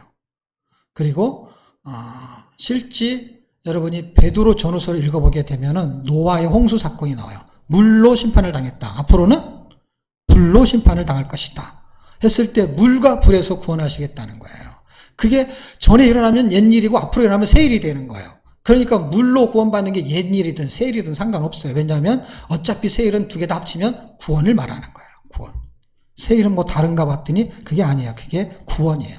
근데 그 구원의 의미와 내용을 정확하게 이해하기 쉬운 거는 뭐냐면은 귀로만 들으면 안 되고 뭐 해야 된다고요? 눈을 떠야 되는 거예요. 그래서 우리의 레제나의 사역은 성경 읽히는 사역은 눈에 보이는 핵심 사역이고 그건 수단이에요. 수단. 눈에 보이는 게 원래 수단이에요. 여러분. 눈에 보이지 않는 게 뭐라고요? 눈을 뜨게 하는 거라고요. 그리고 눈에 보이는 거는요, 성경 읽기가 수단이에요. 온라인도 다 수단이고, 센터팀도 다 수단이고, 잘하나 못하나 어차피 별 차이 없어요. 그리고 잘 할 수 있는 사람이 붙어가지고 잘해주면 잘 되는 거고, 안 되면 좀 미약할 수 있어요. 그러나 목적은, 잘 되든 안 되는 목적은 변하지 않기 때문에 상관없어요. 하나님이 그 목적을 이루기 위해서 잘 되게 해주면 감사한 거고, 아니면 아닌 대로도 감사한 거예요. 왜냐하면 큰 기업도 있고 작은 기업도 있는데 다 먹고 살면 되는 거예요.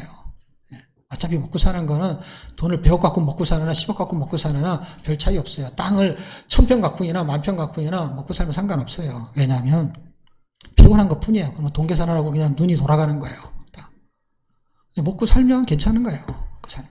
그리고 자기가 뭔가 목적을 이루기 위한 수단으로 쓸만한 돈이 있으면 괜찮은 거예요. 그래서 그 수단으로 필요한 것이죠. 집을 사서 좀 생활이 편하게 했다? 그럼 돈이 필요하다? 그럼 돈이 필요한 것이죠. 그럼 목적이 이루어지는 것이죠. 그럼 그 편안한 거의 목적은 또 뭐냐? 그냥 편안한 거로 끝나면 그냥 죽는 게 제일 편안하지 뭐. 아무것도 하지 않고. 그러니까 편안한 거의 목적도 있어야 되는 거예요. 그 핵심적인 목적을 놓치면 그냥 편안한 게 목적이다. 그러면은 그다음부터는 일 안 해도 되지. 어떤 거요? 편안하게 먹고 살 돈 있으면 그냥 그다음부터 일 안 하면 되죠. 편안하니까. 편안하면 또 우울증에 걸려. 그래서 편한 게 하나도 없어. 어디 들어가면 불편해. 왜냐하면 돈이 있어 편안하게 살 수 있는데요. 그냥 편안하다가 우울증에 걸렸네. 우울증에 걸리면요, 갇히는 걸 못 하는 거예요. 그래서 그게, 이 우울증, 이게 갇히는 거구나. 그래서 이게 소경이, 그 다음에 흑암, 이게 갇힌다는 뜻이구나. 이게 내 눈에 갇혀갖고 이 앞이 안 보이는 거예요. 이게 여기 딱 갇히는 거예요, 이렇게. 근데 이 머리에 갇히니까 어떻게 해요? 다른 지식이 안 들어오는 거예요. 어떤 거요? 예수님이 어떤 분이 다 했는데, 그 다음에 예수님을 볼 수 없는데 갇혀버린 거예요. 그 지식에 갇힌 사람이 제일 무서운 거예요. 나보다 아는 게 많은데 그냥 갇혔어, 그 사람은. 넓은 데 갇혔냐, 좁은 데 갇혔냐, 그 차이예요. 갇혀 있는데 그 갇힌 걸 느끼는 사람은 해방되길 원하는 거예요. 그 갇힌 걸 느낀 사람이 어떤 사람인지 아세요? 공황장애에 걸린 사람. 이 사람은 정확히 이걸 아는 거예요. 그래서 통 속에 들어가면 힘든 거야. 그 사람은 갇히기 싫어하는 거예요. 근데 우리는 뭐 갇히기 싫어하는 게 아니라 뭐 갇혀도 괜찮잖아요. 어차피 큰 데 갇혀 있는데 또 조그만 데로 들어가는 것이죠. 지구라는 곳에 갇혀가지고, 한국이라는 곳에 갇혀가지고, 그 다음에 일산이라는 곳에 갇혀가지고, 이렇게 나오면, 이제, 또 일산으로 가야 돼. 삼보로로 가야 돼. 거기 갇혀 사는 거예요. 그러다가 또 가정에 갇혀 살고, 그 다음에 생각에 갇혀 살고, 그러다가 눈을 딱 닫으면 다 완전히 갇혀 사는 거예요. 어디 가도, 일산에서 여기 오나, 일산에서 여기서 일산으로 가나, 여기서 삼보로 가나, 이렇게 눈을 감고 있으면 거기나 여기나 똑같아. 그래, 여기에 갇히면 다 갇히는 거야. 그래서 눈인 거야. 야, 눈에 갇히면 돈이 많아도 갇히는 거고, 건강에도 갇히는 거고, 이 눈을 열어서 그 갇힌 거에 나오게 되면 어떤 자유가 있냐면요. 너무 놀랍지 않아요? 이걸 경험하는 게 공황장애라니까. 감옥에 갈 필요 없어요. 그러면은 엘리베이터만 타도 감옥이야, 그게. 그래서 문 열고 나오면은 너무 좋은 거야. 이거를 수시로 경험할 수 있는 사람. 그러니까 해방과 자유가 얼마나 귀하다는 걸 아는 사람. 그 사람이 누구예요? 공황장애 걸린 사람. 여러분 안 걸려서 모르시죠? 공황장애가 있고, 뭐라가 있다 그러더라. 공황 발작이 있대요. 네. 하여튼 뭔지 잘 모르겠어요. 하여튼 공항에는 다 가보셨죠? 그런 게 일어나는 사람이 거기서 해방될 때 뭘 하면 해방되는 줄 아세요? 약을 먹으면 해방돼요. 그래서 우리가 이런 장애에서 해방될 수 있는 거는 우리도 약을 먹어야 돼요. 구약, 신약, 그 다음에 공황장애 약도 하나 더 드세요. 불면증에서 해방할 수 있는 건 뭐예요? 약을 먹으면 돼요. 수면제. 그런데 그건 일시적이잖아요. 근데 성경 하나의 말씀은 영원한 자유를 준다는 거예요. 예수가 내시는 길은요, 진리의 길이고 생명의 길이고 하늘 가는 길이고 천국 가는 길이요. 그리고 심판을 건너가는 길이에요. 그래서 그분의 초점이 보이지 않으면요, 우리는 저 길로 가야지 하는데 그게 심판의 길인 거예요. 저 길로 가야지 하는데 그게 비진리의 길이에요. 왜냐하면 내 생각에 갇혀서 그 길로 가는 거니까. 그리고 이게 생명의 길이야. 근데 그게 사망의 길인 거예요. 그래서 어두운 세상에요, 반드시 눈을 떠야 돼요. 사람을 따라가면 안 돼요. 예수를 따라가야 돼요. 그래서 그 진리를 붙잡으셔야 돼요. 지금 성경 공부할 때 아니에요. 지금은 예수를 볼 수 있는 눈이 열리는 거예요. 그러면 성경 공부 다니면 성경 읽지 말고 기도하지 말라는 거예요? 아니죠. 초점이 뭐냐는 거예요. 초점이. 성경 공부하는 초점이 뭐냐는 거예요. 지식을 좀 올려가지고, 야, 너는 이거 공부 안 했지, 넌 모르지. 난 1대1 되고 큐티 됐고, 그 다음에 내가 점수가 몇 점인 줄 알아? 그런 시대는 지났다니까, 이제는. 그런 거 하나도 이제는 두려워하지도 않고 겁내하지도 않아요. 다 옛날 얘기예요. 지금은 네이버가 다 설명해 주고요. 예? 걱정이 없어요. 핸드폰만 있으면 걱정이 없어요. 예. 이것만 들고 있으면 어디든지 찾아갈 수 있고. 예. 걱정 없어요. 여기 돈을 다 넣어놨기 때문에 어디든지 가서도 살 수 있어요. 그런데 눈이 열리지 않으면 핸드폰에 갇혀 사는 거예요. 그 세계가 넓어봐야 거기에 갇히는 거예요. 딱 닫히면요, 그냥 끝인 거예요. 끝. 길을 내기 위해서 뭐가 필요하냐? 희생이 필요한데 그는 생명을 냈어요. 비진리를 정리하고 하늘의 진리를 세웠고, 땅의 개념을 정리하고 하늘의 높은 뜻을 세웠어요. 여러분, 새 자동차를 처음 운전할 때요, 사람들이 뭐라 그러냐면요, 차를 타고 고속도로를 좀 달려봐야 되는데, 왜냐하면 길을 들여야 되는데, 길을. 그래야 그 차가 잘 나간다는 거예요. 여러분, 성경 읽는 길을 내는 거. 가정과 교회 나라에 성경 읽는 길을 여는, 여러분의 가정에서 성경 읽는 길을 내셔야 돼요. 그래서 성경을 자꾸 읽으면 어떻게 돼요? 사람이 따라서 읽어. 그게 자동차 길 내는 거고 똑같은 거예요. 길 내는 거. 그 길이 들여져갖고 길 들여졌다 할 때 그 길이 되니까 아닌 거예요? 대답 안 하기로 작정을 하고 이걸 그냥 마스크 썼어요. 길 들인다 할 때 그 길이 무슨 길이에요? 그게 한글로 길자 아니에요? 그러니까 이게 한글로 길이잖아요.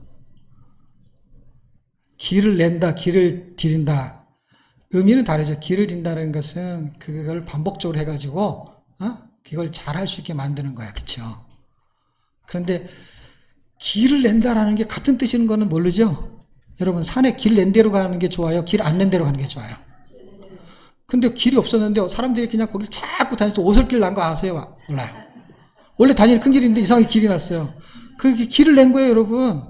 그게 익숙해진 거예요. 길 들으신 거예요. 똑같은 뜻이라니까. 사전 찾아보면 틀리죠? 근데 실제는 똑같죠?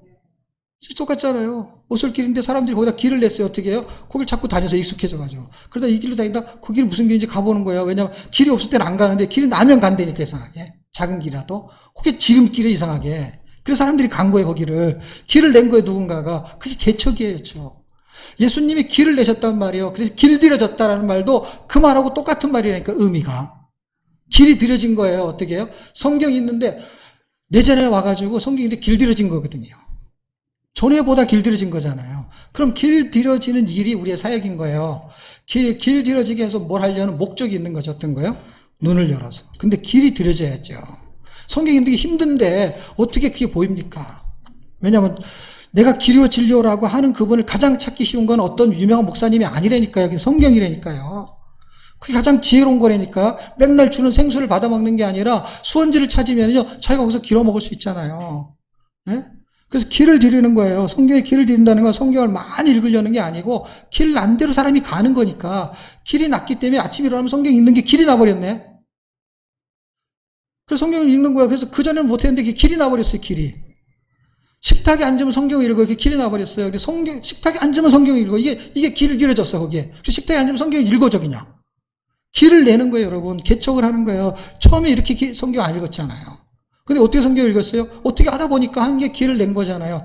그러면 내 자식도 남편도 어떻게 하다 보니까 하는 길을 들여지는 것이 있어야 되는데, 그게 뭔가를 해야 되는 거죠. 우리가 계속 성경 읽는 걸 가지고 설교를 했든지 아니면 실제 읽었든지 아니면 통계를 했든지 뭔가를 했잖아요. 그게 길이 들여지는 것처럼 뭔가를 해야죠. 이렇게 똑같이 해야 되냐? 똑같이 안 하더라도 길을 들여지는 걸 해야죠. 길이 들여지는 거는 반복적인 걸로 하는 건데, 처음에는 길이 안 나죠. 오솔길에 잔디나 그 수풀이 거기가 사람이 지나다니면서 없어질 때까지, 길이 날 때까지는요, 점점 쉬워진단 말이에요. 처음에는요, 제일 힘들죠. 왜냐하면 여러분이 그 길로 지나갔다 쳐보세요. 발자국도, 하여튼 지문도 안 보이죠. 그렇게 지나가도요, 아무런 효과가 없죠. 근데 반복적으로 지나가 보십시오. 그러면 거기에 땅바닥이 보이기 시작하죠. 길이 보이기 시작하는 거예요. 그게 길이잖아요. 땅바닥이 보이는 게 길이잖아요. 그러니까 한 번, 두 번 했는데도 안 해. 그러면 이제는 포기해. 그게 우리의 사명을 놓치는 거예요.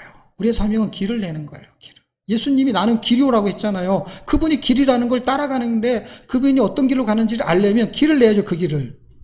그게 성경만 읽어야 된다, 이 뜻은 아니에요. 성경 읽는 것이 기본이 되면서 그분을 따라가는 삶을 사는 것에 그 진리를 발견하고 생명의 가치를 사는 거, 그러기 위해서는 길부터 놔야죠. 길부터. 뭐부터 해야죠. 그냥 수단인 거지. 그러니까 어떻게 보면 성경 읽기가 목적이 아니고 최초의 수단인 거예요. 일단 읽기부터라고 하자는 거예요.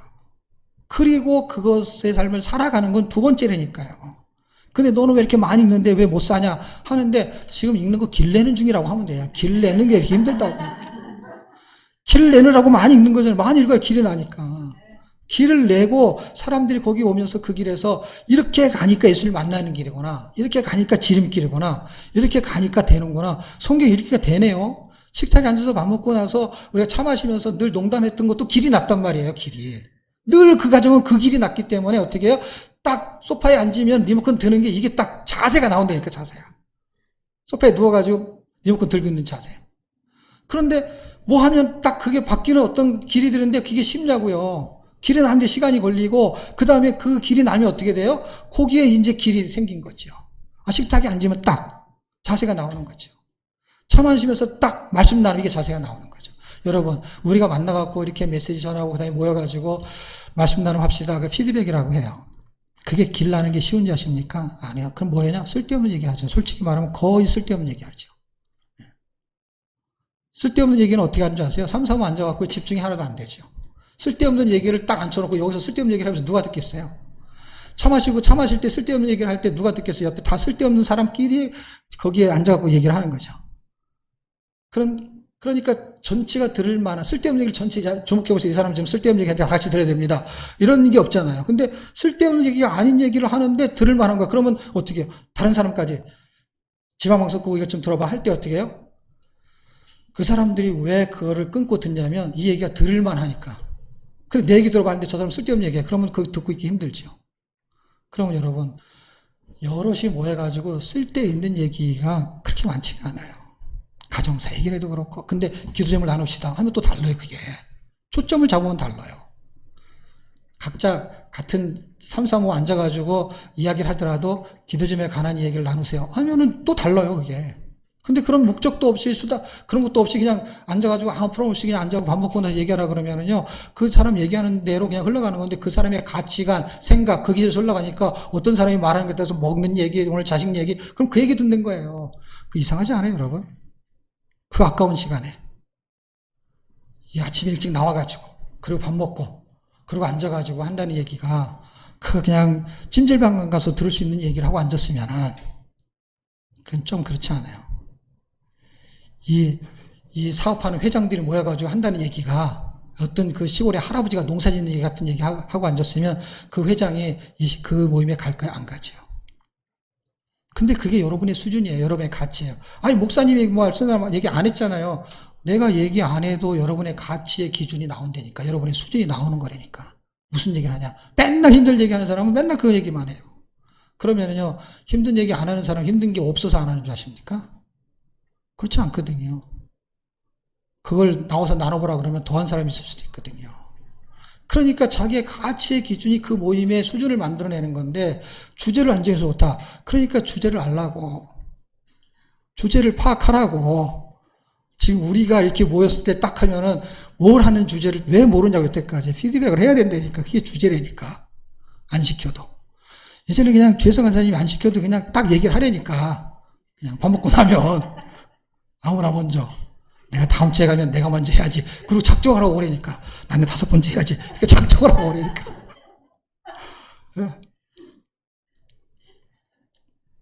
거기서 힘을 얻는 거예요. 그리고 나는 이 문제는 내가 꼭 얘기해야 되겠어.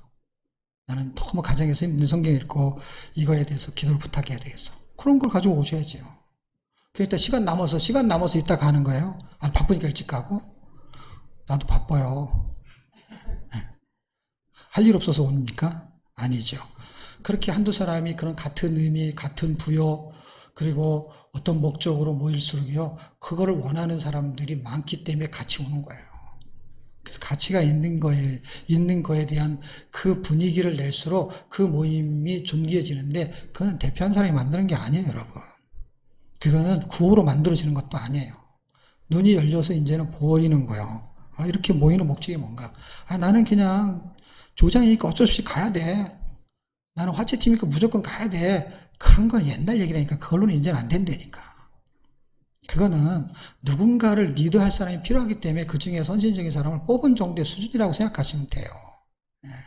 더 능력 있는 사람이 그 모임에 못 들어올 수도 있고 안 들어올 수도 있어요, 여러분.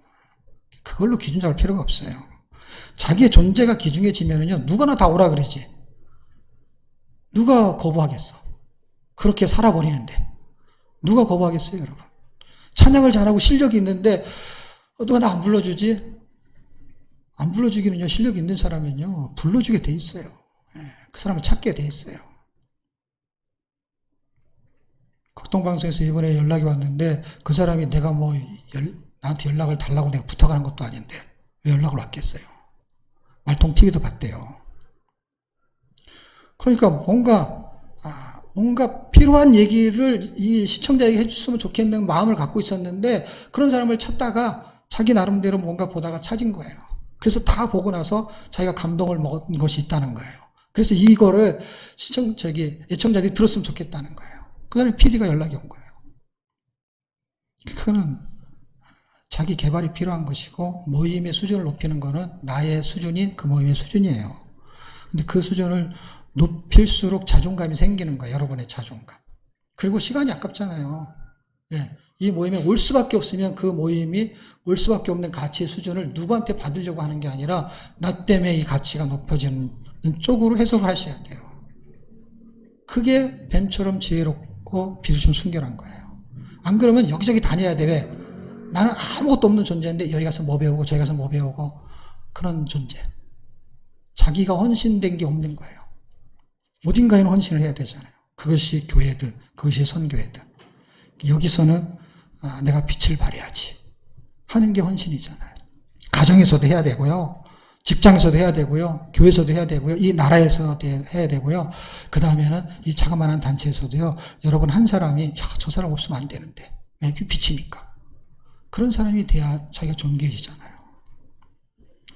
길을 내는 데는 희생이 필요한 것입니다. 새 일을 행하는 이유 8절로 9절 43장 7절과 43장 21절이 있습니다. 시간이 없어 그냥 읽고 넘어갈게요. 43장 7절은 영광이에요. 영광. 영광. 그 다음에 43장 21절은 찬송.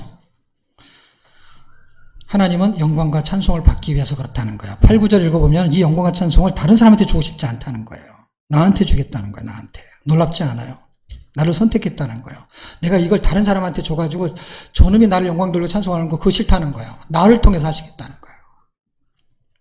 그래서 이게 결론은 자유라고 생각하는데 갈라디아서 5장 1절 새 일을 행하는 이 우리에게 자유를 주는 거예요. 한 번도 경험하지 못한 상황 속에서 구원하는 거예요. 죄의 종에서 자유한 삶. 결론을 내겠습니다. 42장 10절 새 노래는 메시아로 인해서 불려지게 될 노래이며 신약시대에 그리스도의 몸된 교회의 모습을 보여주게 됩니다. 그래서 우리는 이 세일의 동역자가 되어가지고 크게 해야 될 게 있다면은 몇 개 있는데 첫 번째는 기도입니다. 예레미야 33장 3절 부르짖으라는 거예요. 어떤 사람이 부르짖냐? 새 일을 들은 사람, 새 일을 본 사람이 그렇게 해달라고 기도하는 거예요. 48장 6절에 새 일에 대해 들은 자가 하는 거예요. 48장 6절. 비밀의 말씀을 들은 자는 부르짖는 거예요. 그 말씀이 들은 자라는 건 무슨 뜻이냐 하면 읽고 깨닫는 자를 들은 자로 말해요. 여기서는 듣는 거는 그냥 스피커를 듣는 걸 말하는 게 아니에요. 그것을 이해한 사람이 부르짖는 거예요. 아무 의미도 모르는데 부르짖지 않습니다. 그거 비밀한 거, 은비한 걸 내가 보여줬으니까 너는 부르짖으라는 거예요. 왜냐?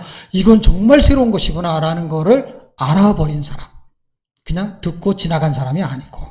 그 다음에 시편 98편 1절에서 9절 를 읽어보면 신앙 고백이 되는데 시편은 71편, 96편 그 다음에 이것이 새 노래라는 거예요. 그래서 노래를 하는 거예요. 그래서 노래를 하는 것을요 곡조 있게 하면 찬양이 되는 거고요. 그걸 하나님께 드리면 기도가 되는 거예요. 새 노래의 기도, 새 노래의 찬양이 되는 거예요. 그래서 요한계시록 5장 9절, 7장 10절, 14장 3절 읽어보면은 새 노래 14만 4천이 새 노래를 부르는 흰옷을 입고 노래를 부르는데 구원하심이 찬송가 가사가 됐고 그게 비전 찬송이 된 거예요. 구원하심이 어린 양께 있다라는 거예요. 노래를 부르는 거예요. 그래서 우리는 새 일의 동역자입니다. 레자나인들 새로운 종교계를 일으키는 성경읽기 사역에 길을 내는 새 일의 동역자가 되시기를 주의 이름으로 축복합니다. 기도하겠습니다. 하나님 은혜를 감사합니다. 하나님 우리에게 새 일을 행하셨습니다. 그 새 일의 동역자가 되기 위해서 우리는 성경 읽기를 수단에 길을 내서 하나님을 찬양하고 영광 돌리고 이 생명의 초점을 어두운 세상에서 빛을 보고 따라가듯이 내가 길이요 진리요 생명이라는 그 예수님을 따라갈 수 있는 눈이 열리게 해 주시옵소서. 그렇게 레자나로 부르신 그 하나님 레자나의 자부심을 가지고 이 땅의 사명과 소명을 부여잡고 그렇게 살기를 원하는 사랑하는 레자나 하우스 모든 팀들에게 하나님이 함께 하시길 간절히 바라며 예수님의 이름으로 기도합니다. 아멘.